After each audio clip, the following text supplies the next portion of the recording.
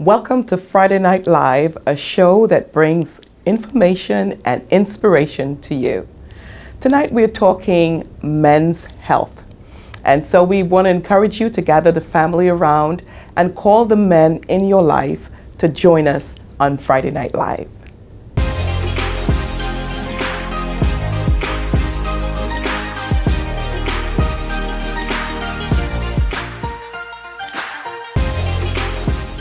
Tonight I have with me a distinguished guest, Dr. James Salwitz. He is an oncologist at Robert Wood Johnson Hospital, and he's also a professor of medicine at Robert Wood Johnson Medical School.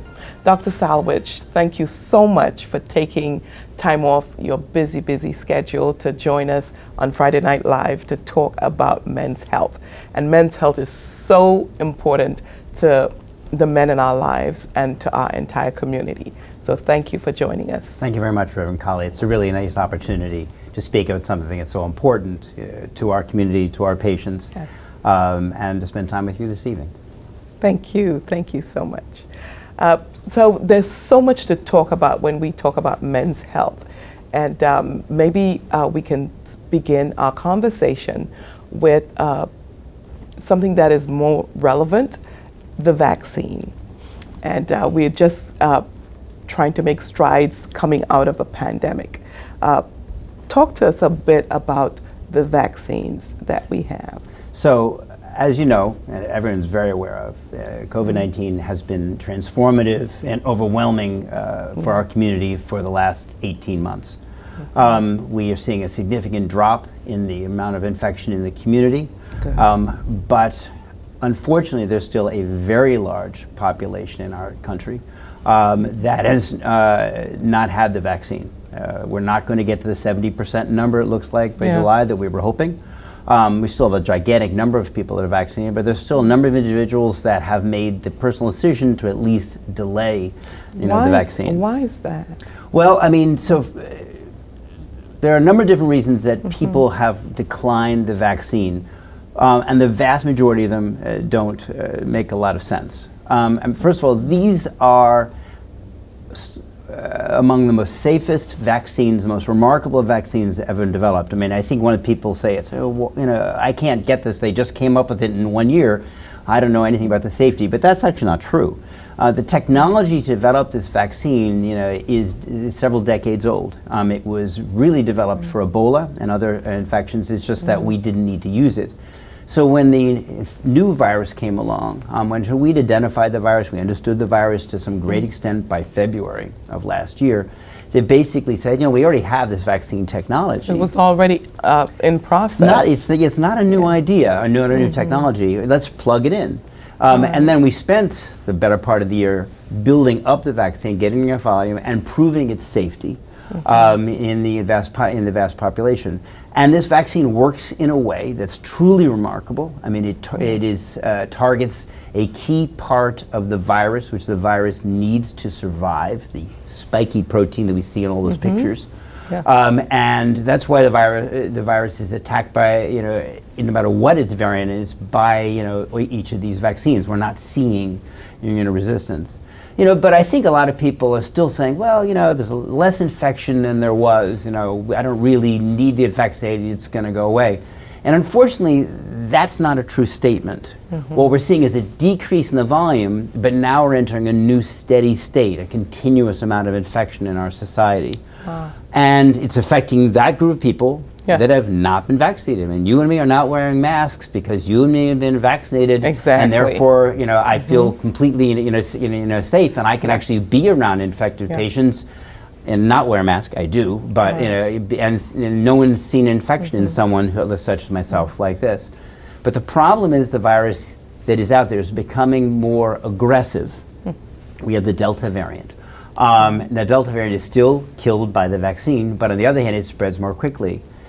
And the concern here is that the group of people now being infected is not the older population. I mean, last year, a lot of we were dealing with people 65, 70 years old.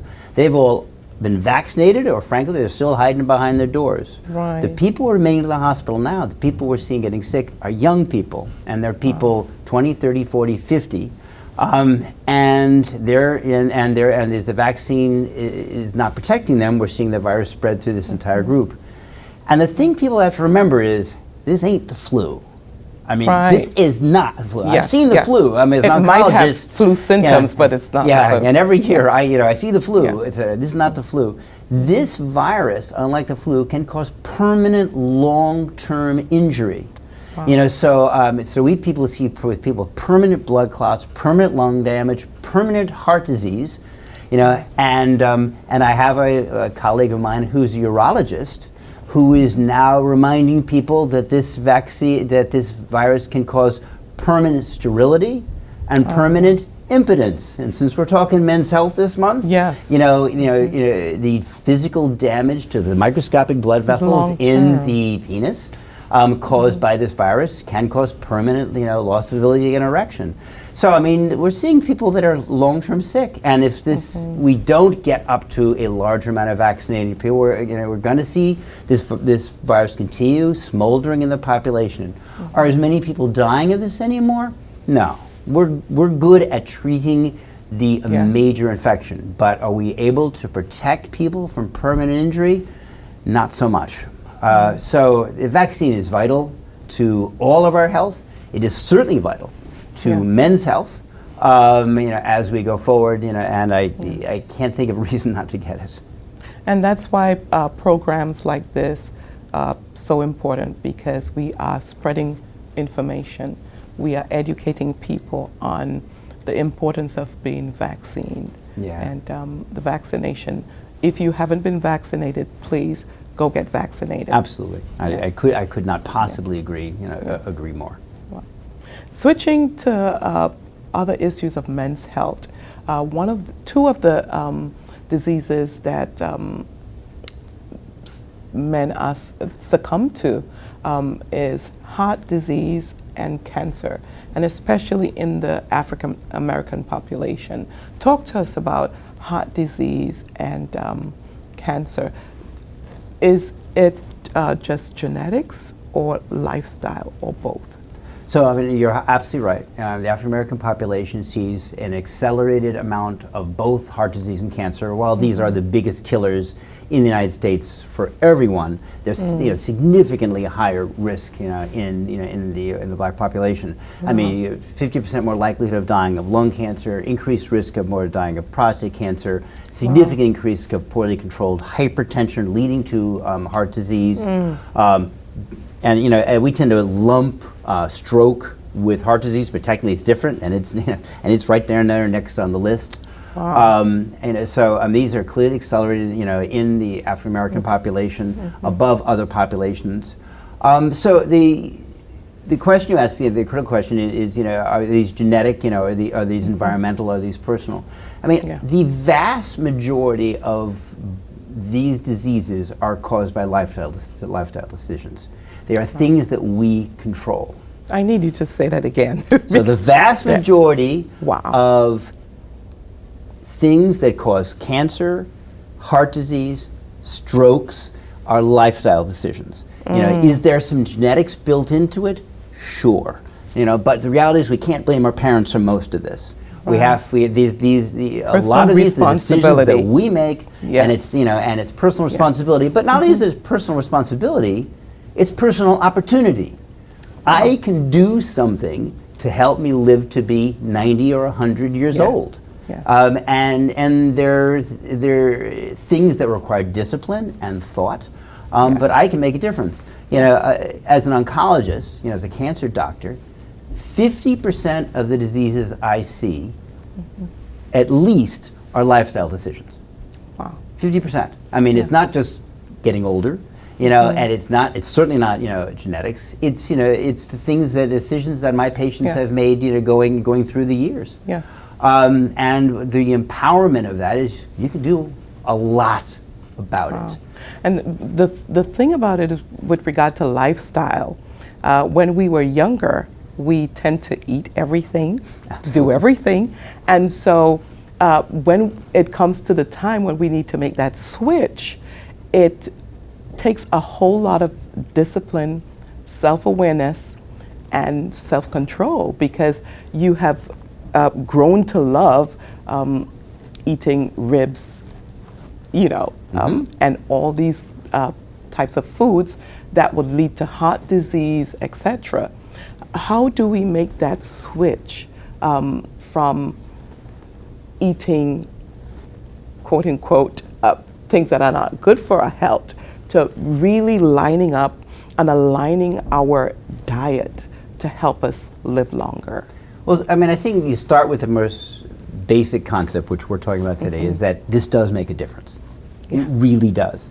Yeah. And there is no too soon. So we're seeing a 58% increase in obesity in this country in the last 20 years. Yeah. Obesity starts when you're 5. Because by the time you start to eat, you gain weight, you build up fat cells and stuff. By the time you're in your teens, it's harder. You're into the cycle of eating, and also you have the fat cells to maintain it, et cetera. So, I mean, so you start. So first of all, it means there's no too soon. I mean, I do love that point you make. It's like, well, maybe when I'm about 50, that's when I'll quit smoking, and that's when I'll cut back, because too late. It's too late to say, and it's too late for a number of things to happen. So first of all, if it's hard to undo cholesterol in your arteries. It's hard to undo fat. It's hard to undo all the toxin damage that has occurred to our body, and then plus, at some point you get getting other injuries that make it harder to lose weight, etc. But I think the point you're making, which is even more critical, is that good habits start very young. Yes. And so if you assume that, first of all, there is no too young, that we have to build our entire lives around it. Yeah. So you start when you're young. So right. So eating less salt. Potato chips aren't safe at 8, and a problem with your 80. Potato chips are not safe. Period. At 8. And adding salt to food, in large amounts when you're cooking and stuff is not ever safe. High fats, and your ribs, or any lesser quality meats, etc. I mean, are not are never good. Are never good for us. Large amounts of fruit in the diet, makes a tremendous difference. So, from a personal standpoint, so I actually keep a pretty good look on my health. So I have high blood pressure. I can tell the difference in my blood pressure depending on what I eat. Of course. I can tell if I've had a heavy fruit day or if I've cheated. And you can tell, et cetera. And then over the years, that causes damage. So it's an issue of self-awareness. Self-awareness and self-empowerment. Yeah, self-empowerment and self-awareness. And so we have to know our bodies, how our bodies work, especially with a man. And so many men have, large stomachs, and it's because of diet, and that can be changed. Talk to us about exercise. How can exercise help in improving outcomes? So, outcomes.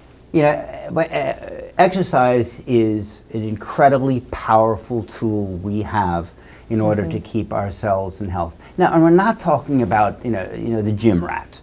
Who's in there, pressing, 250 pounds, et cetera. I mean, that's not what we're talking about. Right. We're talking about, some sort of aerobic activity, walking, jogging, biking, swimming, 3 to 5 times a week for 45 minutes.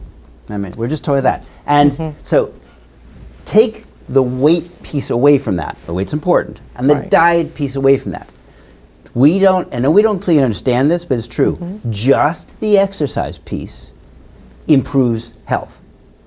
So if I, weigh too much and I still eat crummy and I just add exercise, now, I'm not suggesting this to anyone, but I'm showing how powerful it is. Yeah. The exercise by itself improves health, decreases the risk of high blood pressure, hypertension, stroke, et cetera. It's also, when we're talking about, health, we're talking about depression. We're talking about sleep, which we, our ability to sleep, which is incredibly important. Yeah. We really don't get away with sleeping 4 hours a day. We really don't. And that is a huge piece, especially with men, with regard to the amount of sleep. And I think we don't hear enough about the importance of sleep. Right. So you have 2 jobs. You got the kids.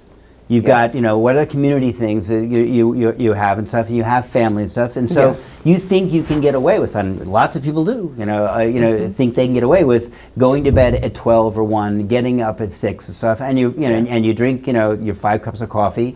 By the way, coffee is good for you, but coffee, but coffee in this case is not good for you. Is not the solution, and you think you get away with it. And you can't make up. I guess, and you can't make up, right? Yeah. You can't. That's because there is injury. So a low sleep state is an inflammatory state. You can measure this. So there's increased levels of inflammation in your entire body in a low sleep state. You don't have a chance to heal. You mend. I mean, sleep's not just, you know, about dreamers, it's about physical mending. It's a low inflammatory state. A low inflammatory state over the years increases the risk of cancer, and the fact that you could sleep more and get less cancer seems bizarre, but absolutely true. It increases the risk of heart disease, stroke, and then also depression, and just the ability to function. It's and that leads, of course, to deterioration. Another topic that I know that's important is the family and the family, because you're just not happy. But you can't, even if you don't sleep. And I connect to exercise, because I think if you exercise on a regular basis, you also sleep better. I mean, I do. I think that's just true. I mean, if you don't exercise, your way of getting to sleep is another sin. Which is a drink in the evening and stuff, and also you can settle down so you can go to sleep, etc. So this is all terrible cycling. So we use alcohol so that you can get sleep because you're not exercising, and then you're overweight. I mean, that's all. And you can simply exercise. Right, right, and the thing about, I think, people take exercise and all this other pieces for granted, and that it has to be deliberate.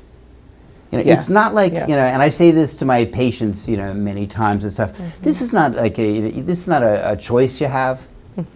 Your body's made the choice. God designed our bodies in a certain way, and let's be pointed out. This is how they're designed. Et cetera. And if you don't take care of that, these things, will follow. Consequences. And to your point, you can't delay them forever. Right. Because in fact, I would argue to your original point about getting into the habit and learning and discipline over time. I mean, you have to you do this, from the start. And you don't have the choice really of not sleeping. You don't really have the choice of not getting rest. You don't have the choice of eating high fatty foods, and too much carbs and stuff on a daily basis. Because you can do it, but you've traded off your health. There's not really a choice there. It's good health, bad health. Life, death. I think a real area that would help, even with men's health and women's health as well, just having an accountability partner. And so with my husband and I, he exercises at different times than I do, but we connect with each other. Did you go to the gym today? Did you go walking today? I do walking, and while I'm walking, I'm meditating, praying, reflecting on my day and things that I have to do, and just time to alone. And so we are accountable to each other. And so it's important for us to really seriously make lifestyle changes that's fundamental in order to increase outcomes, health outcomes, and in order to ensure that we live healthier longer. I couldn't agree with you more. So it's my kids will tell you when they were in college, I would call them and I would not ask them, what was happening in the classes, what their tests were and stuff. I was not uninterested, but I would ask them, did they get any exercise? Wow. And did they get any sleep? It's of course they probably, Dad, I can't believe I'm going through this at this point, but right, no, it's a team sport, right? It's a team sport, and it's part of family, and it's a part of community and stuff. When when I'm working with my patients, among the conversations that we have, and because I'm an oncologist, I'm working with people that already have had some sort of a cancer, but I'm having these conversations because even then, there's empowerment, and there's things we can make a difference, et cetera. I mean, for many of our patients, I wish they'd made these decisions 3 decades before, so that I wasn't seeing them. But right, that's how we work together And as a community. At what age should a man begin to get tested? Well, so depends what you're being tested for. Okay. So the earliest, so medically, the earliest thing you're probably watching for is blood pressure, and cholesterol. Because they're silent, because they can, you can be because of genetics or because of lifestyle. They can start to catch up on you early on. So you're basically monitoring cholesterol, your blood pressure, etc. And then I would say, as far as testing, all these other things, you're already doing all these other things, and you're building them into your life. I would think about that. If you are a smoker. Well, of course, the answer to that is quit. Hopefully not. The answer to that is quit. By the way, Yes. et cetera. And there are a lot of wonderful resources for quitting smoking. I mean, it does make a difference. I mean, so someone that quits smoking, their risk of heart disease drops to the general population within 3 to 5 years.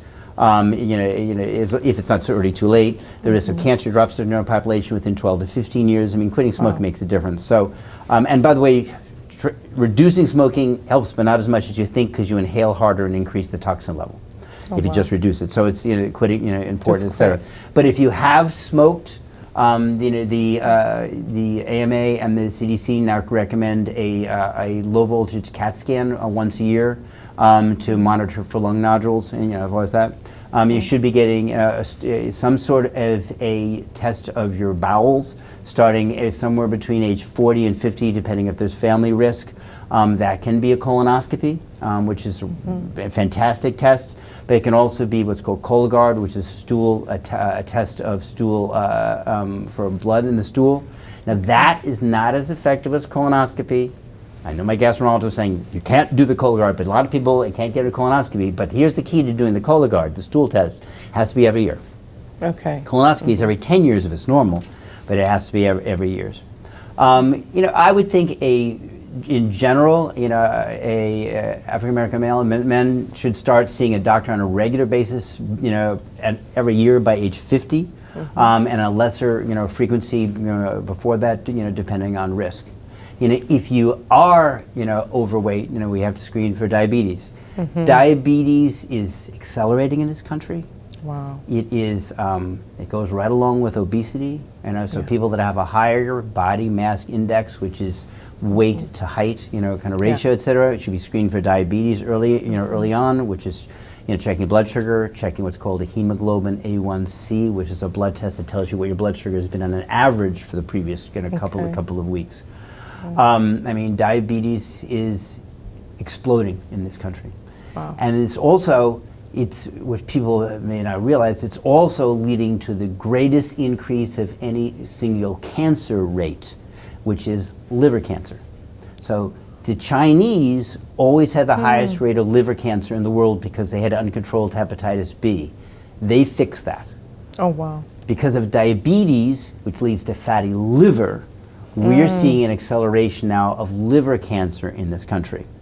And it's not from alcohol anymore. It was from alcohol. Now it's because of diabetes. So if overweight, then you should be watching the liver, which is blood tests, et cetera, and examination, et cetera. You should be watching that. So basically, so early on, it's watching cholesterol, watching your blood pressure, watching your blood sugar, trying to keep your weight down, exercise up, eating the right kinds of foods. The right kinds of foods matter even if you're in the right weight gain set, right? Yes. Yeah. I mean, you can't just eat, hamburgers all day because you happen to be, 110 pounds. Yeah. It's still not a good idea. Yeah. So, as far as watching that. And then following up on, changes that occur. Prostate cancer is a very common disease. Prostate cancer is increased higher in the African American population, but it's increased in every population. That's a rectal exam, every 1 to 2 years. Right. It may be a PSA blood test, the prostatic specific antigen, which is a blood test for prostate cancer. It may be that. I say may because before you let your doctor draw it, have them have a conversation with you that says the problem with PSA is it has an increased risk of false positives. It goes up sometimes when there's not really significant cancer going on. So you have to understand, the doctor explained to you, if we get a PSA of this is our plan, et cetera. Now, if you had increased risk, my father had prostate cancer, I get a PSA on a regular basis because I accept that risk. So a PSA is good, it's a reasonable thing for me to watch. That may make more sense, but on the other hand, it may not make sense. So you have a conversation a little bit with the doctor and say, I'm going to borrow this test. This is what it's going to mean if I find it, so everybody's in the clear about doing that. So the underlining thing is taking personal responsibility and really changing lifestyle. Yep. Wow. And it makes an incredible difference. Yes. This is great information, and we'll take a commercial break. We'll be right back. When we come back, we'll be talking impotence and depression. Welcome to Divine Dress Code, your one-stop shop for all your printing needs. We specialize in custom printing on t-shirts, masks, and also ethnic or African print masks and the matching head wraps. We also make prayer pillows with custom printing on it. To learn more about our business, give us a call at 732-485-0977. We look forward to doing business with you. God bless.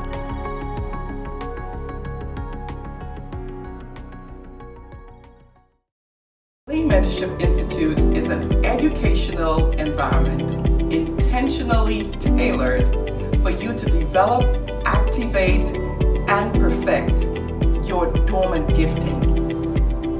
You were created to be and do so much more.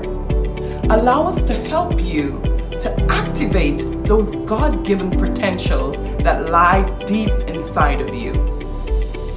You know you were created for greatness, but for far too long, you have allowed fear, procrastination, and other enemies of your purpose to hold you hostage. Allow us to come alongside you to expand and increase your potential. Call us today at 908-226-0223, extension 103, and register today for Glean Mentorship Institute. Allow yourself the opportunity to grow and be all that God has called you to be. Register today. You are worth the investment. We are back with Friday Night Live and my special guest, Dr. Salwitz. And we're continuing this conversation that is so relevant. And we're talking about men's health. And we want to just connect as we continue our conversation with regard to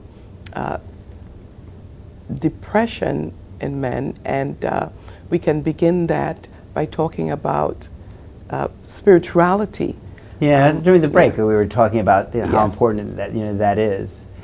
So I think in our society, where we are so overwhelmed by responsibility, by media, Yes. by noise, Yeah. I think that we so often fail to ground ourselves, on any single day or any Yes. single time. Yeah. It's you were commenting how important spirituality is for you in finding that place and and hearing that message of what to do with life, etc. I mean, I think that's an incredibly important message for people to have. That you have to have that kind of healing as well. It is, yes. And so I think that is so important because it brings a level of peace. Absolutely. And a level of serenity to your life, and your mental health is connected to your physical health, and your spiritual health is connected to your physical health as well. So it's so important to spend that time meditating and reflecting and refocusing, and just taking time out to connect, revitalize the spiritual part of you, because it's connected to mental health. I think so, and I think there are many ways that you can do that. I mean, I think Yes. first you need to make the decision. Again, it's a affirmative decision that you're going to find even those few moments for yourself, in the time of day. So I mean, for me, I mean, there's a period of time each day which and I use yoga, and I think and a whole mantra and everything works around yoga to find my peace and my time that I'm in the world. But whether you're talking about prayer, whether you're talking about transcendental meditation, whether you're talking about just some quiet time outdoors on a beautiful night in the evening, etc. I mean, but that deliberate attempt to kind of let your mind be disconnected. Maybe they actually turn the cell phone off. I mean, I think that's legal in the state of New Jersey. Huge. I'm not sure. That is huge. That is huge. Turning the cell phone off, turning the TV off, and just good point. Just right.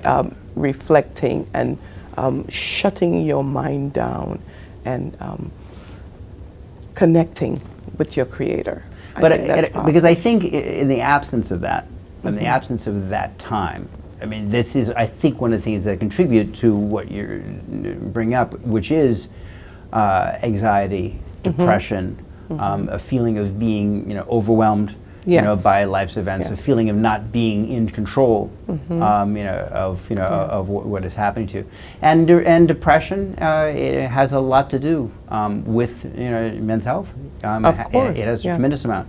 So we know that depression increases the risk of heart attacks. We know it increases. Now, the mechanism of that, I'm not sure. Personally, I suspect it has to do with the inflammatory problems that we were talking about earlier, because it's the healing thing.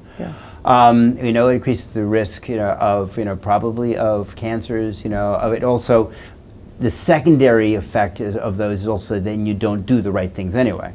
So I'm depressed. What do? I drink. Or I smoke. And the thing with men, the difference between a man and a woman, men tend to experience that internally, and sometimes you don't know because they don't communicate how they feel the way a woman would communicate how they feel.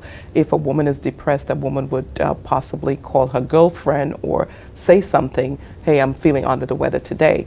And then you find that accountability partner coming alongside and helping that person, that woman, to get out of that.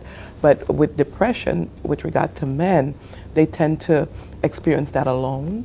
Am I correct with that? To more of a greater extent because of our societal norms.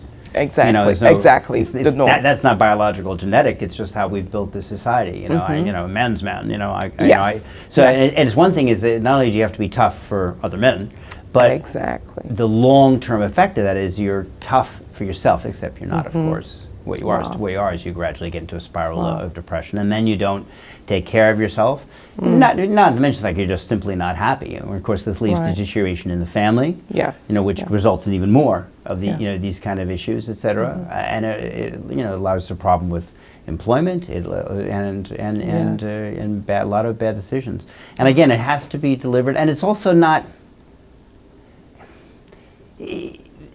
It's what life's about. It's not something to be ashamed about. It's what we all suffer with. I mean, it's the burden of being alive is that you have to deal with these issues.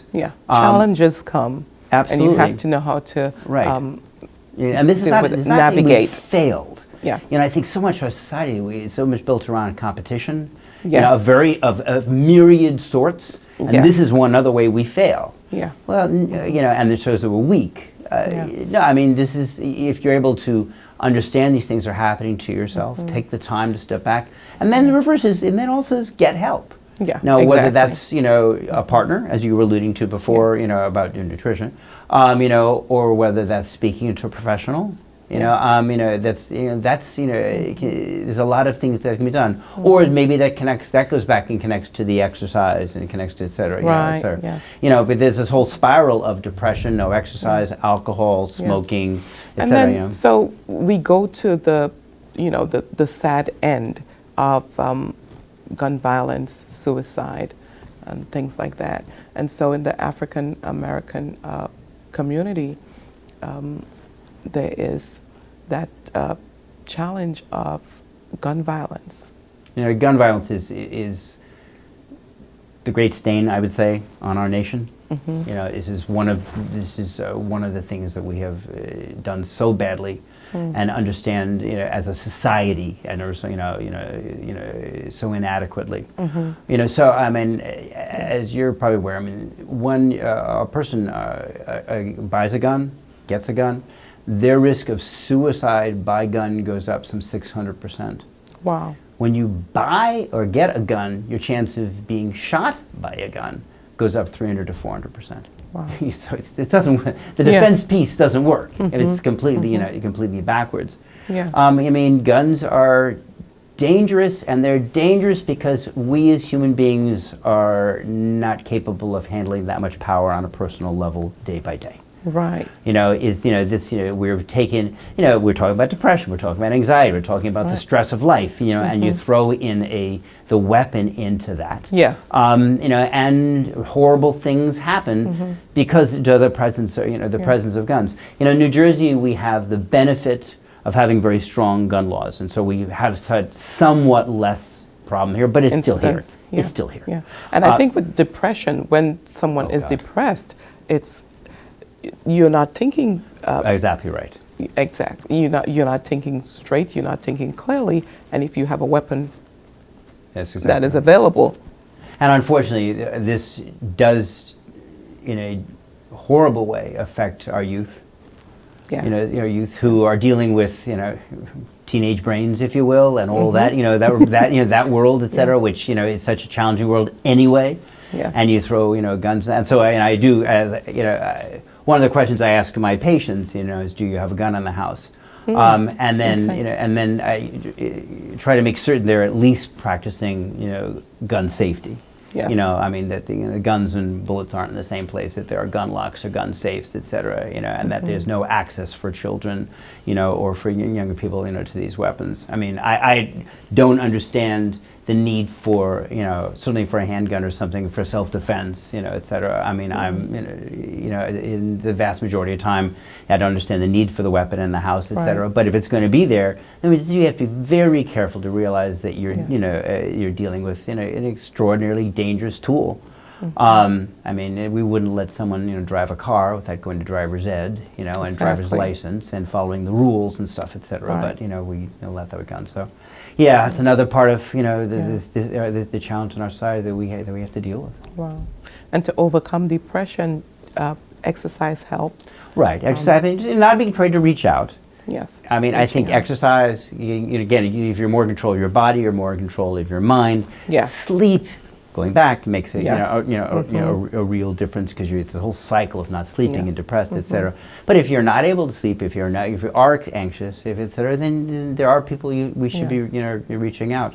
We were talking before we ever started about the support for expansion of the Medicaid program, that the Biden White House is giving. I mean, Medicaid provides an invaluable tool in our country for health and support, et cetera. Yes. But but needs to be expanded, needs to be grown, needs to be built up, et cetera. And I think these kind of services, which are supported, Medicare, are incredibly important. Especially for those who are underserved in Exactly underserved right. communities. That's right. Yes. It's while I understand, we know the Medicaid program has major flaws, it has an incredibly powerful tool. Yes. And we have to support, and I think, politically, we have to support, the continued growth and expansion of that program, and building forward. Absolutely. And I see that's where communities can become empowered to help and to serve. I work in a religious organization in the city of Plainfield, and we have that collaborative effort to help residents increase health outcomes. So it's so important for communities to come together and not just operate in silos, but to come together in a corporate move to help increase outcomes, health outcomes, especially among men. No, really important. Yeah. Before the break, we did say that we would talk about impotence. Yes. So I mean, Okay. we don't want the men out there to be thinking that we're forgetting about them at first. Exactly, and so that's a very important piece. Yes. What causes impotence? So first of all, for definition, impotence is more trouble getting or maintaining an erection, more trouble getting or delaying ejaculation, recycling and be able to have a new erection, etc. And that's impotence, as opposed to sterility, which is a decreased sperm count, etc. So, and then this comes into the so-called area of male menopause. Just to be clear, the men really don't go into menopause, etc. Women out there, can tell me that men really don't go into menopause. It is different. I mean, the menopause in a woman is the body actually stops making estrogen, or most estrogen, about the time, about age 50. Men actually never stop making testosterone unless something happens physically to them. It's just that they do gradually make less testosterone naturally through their lives. So it is normal and healthy for a man to have lesser ability to maintain an erection, or new erections and stuff, or ejaculate as they gradually get older. It's a normal part of that. It's a part of that, but for most men, a small part of that is drops in testosterone. But it is also everything else. So being overweight, being hypertensive, hyper blood pressure, particularly not in control, or the reverse, blood pressure medicines to control hypertension can sometimes contribute. And if that happens, someone puts you on a medication to control your blood pressure and suddenly you can't get an erection, etc., you should be going back to the doctor. They should fix that. That's not a given. It just means changing medications, certain medications. Diabetes and blood sugar and poor control increases the risk of impotence. Stress, fatigue, all the other things that we've been talking about, etc., and a number of different medications. As a physician, I can tell you people almost never ask me, any questions about this. I have to ask them. Wow. And I get a very high... So it's still a taboo. Oh, yeah. And it is, but I have a very high success rate, if you will, in men going, well, yeah, now that you mention it, etc. So, so controlling a lot of these basic medical issues do have to make things better. Sometimes changing medications does make things better. It's reasonable to have a testosterone level drawn, if particularly having severe problems, or if you've had other medical problems that might result in low testosterone levels. As a general rule, doctors don't recommend using supplemental testosterone just because you're having mild to moderate problems. In severe problems with repeatedly measured low testosterone levels, you can use testosterone to bring testosterone levels up. Testosterone is not without side effects. It does increase red blood count that you don't need. It can bring up blood pressure. There's concern, not yet proven, that it can increase the risk of prostate cancer and increase the risk of heart disease. That's not proven, but it's a concern. And one of the things people say is one of the defenses our body has is testosterone's dropping, et cetera, through our lives, is to decrease the risk of these things happening. But this is a real issue. Diet, correct? Diet, again, high cholesterol, high fatty diet, and and just stress, and then just stress, right? Wow. Particularly interpersonal stress. So, and these are sometimes challenging, but man-woman conversations about this, can make a big difference. No, I'm not really interested in having sex at midnight after you've had 3 drinks, et cetera. Trying to, time things out in the day when people are both, partners and stuff, or, or male, whether it's men, with a man and men with women, still having a partner you can work and communicate with and stuff, et cetera, that can also help a lot too. Wow. And this but it's a common issue. If it's sudden and major, you should be talking to somebody. Just again, throw in the COVID-19. There's another reason to get the COVID-19 vaccine, by the way, because it does increase the risk of impotence. But this is a common thing as men get older, but they should feel free to talk to the doctors about it. There are a lot of things that we get done. Yeah. And in severe situations, there are a number of urologists that specialize in this area. Wow. Dr. Salwitz, thank you so much for joining us on Friday Night Live. You gave us a whole lot of great information. And I want to encourage men out there, if you have health situations, health challenges, don't suffer alone. Seek medical help. And so, Dr. Salwitz, as we close, would you like to give some closing remarks? This is an exciting moment to remember men's health in this month. So I'm thrilled that we spent the time, to do this. This is about empowerment. This is about being in control of one's life. This is about reaching one's possibilities. And so it's exciting to think that there's a lot we can change, that we are not victims, we are in control. And so thank you so much for the opportunity to speak about this. It's truly been an honor. Thank you so much. And today's a great day to change your lifestyle. Your best days are ahead of you.